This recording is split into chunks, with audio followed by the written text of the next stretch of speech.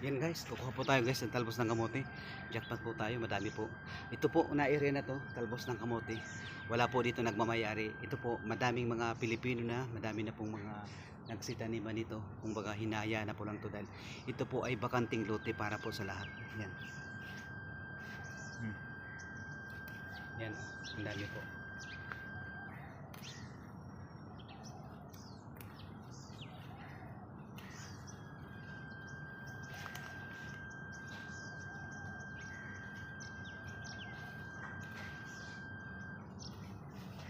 Yan, guys.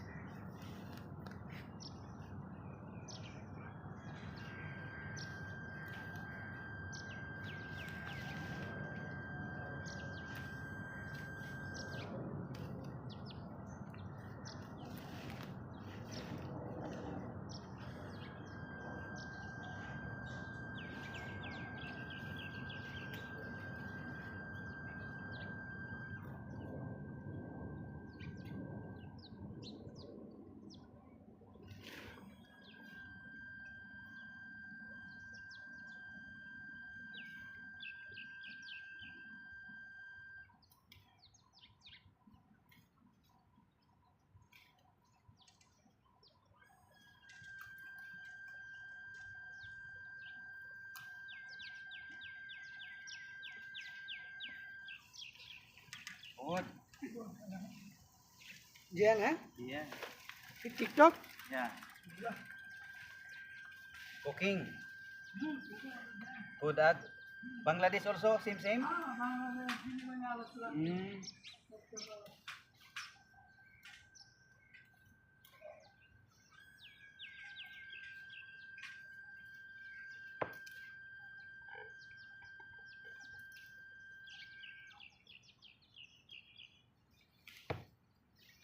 Yan. Yan, dami po natin mga talbos kamote dito guys. Oh.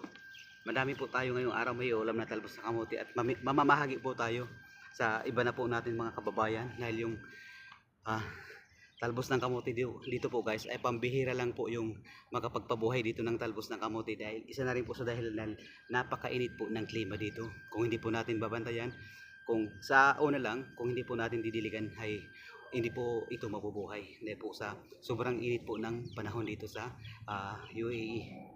Kaya iwan muna po natin ito guys.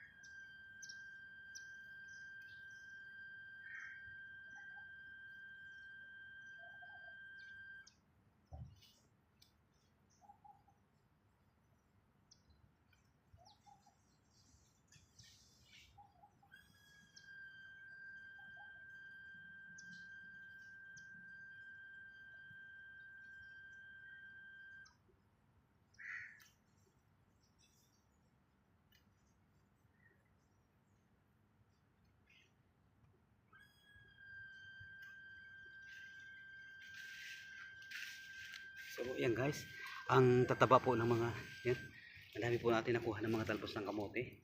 Maliit lang siya guys na area. Kaso nga lang talagang masyadong ah, tago yung pagka buhay po ng talbos ng kamote dito dahil natatabunan po siya ng mga ah, ano po, carabao grass po ba to? Kaya yan, hindi po gaanong makita siya. Pero okay po dahil napakalaking, ngayon po kahit tag-init ay talagang ano po, masyadong maganda po yung pagka tubo po na yung talbos ng kamote dahil sa dahilan po na natatakpon po siya ng mga may dalawang pader at saka malunggay at saka yung mga puno po dito at saka yung mga damo po dito na matataas po.